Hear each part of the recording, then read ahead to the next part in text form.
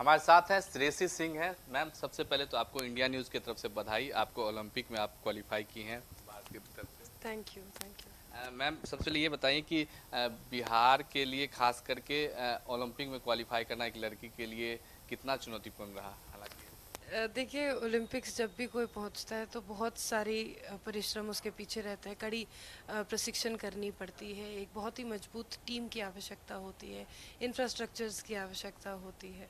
तो ये सब देखते हुए मेरा करियर का जो पूरे 17.5 साल का रहा है, ये कोई आसान सफ़र नहीं था। 17.5 साल के संघर्ष के बाद मैं इस मुकाम पे पहुंची हूँ।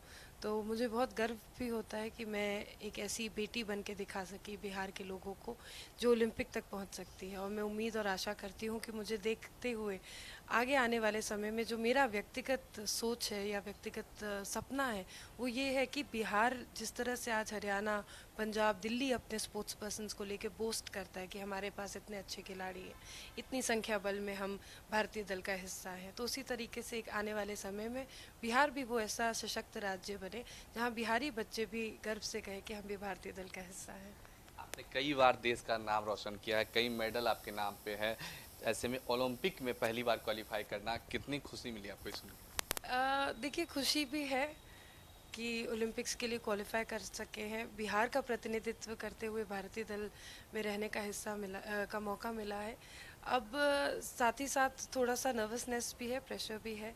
अच्छा प्रदर्शन करके दिखाना है। हर एक खिलाड़ी जो वहाँ पहुँचेगा अलग अलग देशों से, वो यही चाहेगा कि वो सबसे अच्छा प्रदर्शन करके दिखाए।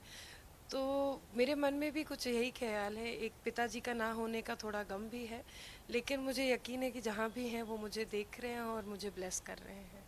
आप एक विधायक भी हैं, बीजेपी से आप जमुई की विधायक भी हैं। ऐसे में स्पोर्ट्स को लेकर भी दोनों दोहरी कह सकते हैं जिम्मेवारी आपके ऊपर है। देश को मेडल भी जिताना है, अपने क्षेत्र का विकास भी करना है, तो दोनों जिम्मेवारी कैसे निभा पाती है?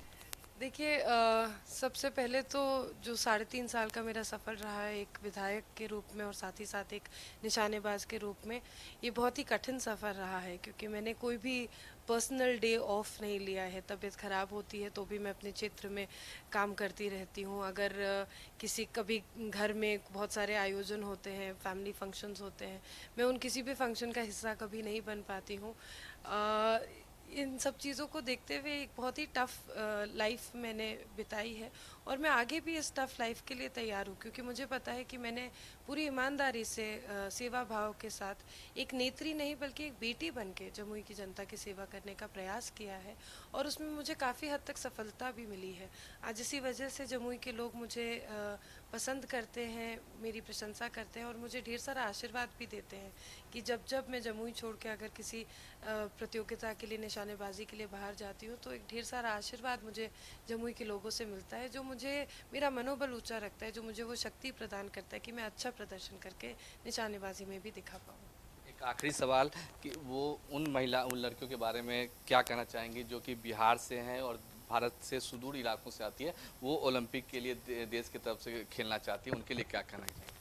आई थिंक, देखिए, सबसे महत्वपूर्ण बात जो हम सबको एक्सेप्ट करना है वो ये है कि संघर्ष हर किसी के जीवन में होता है।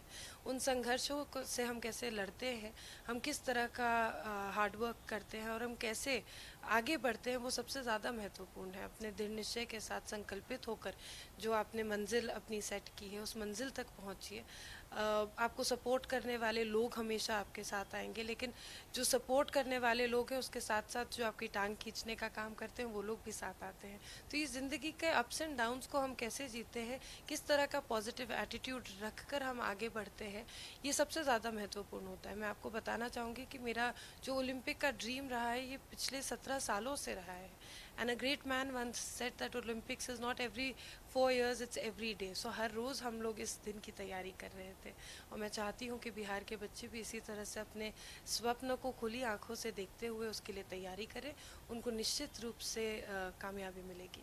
बहुत बहुत धन्यवाद। तो ये थे हमारे साथ श्रेयसी सिंह, जो न सिर्फ एक विधायक हैं बल्कि अब देश के लिए ओलंपिक, भारत के लिए ओलंपिक में भी पार्टिसिपेट करके गोल्ड मेडल जरूर जीतने की कोशिश करेंगी।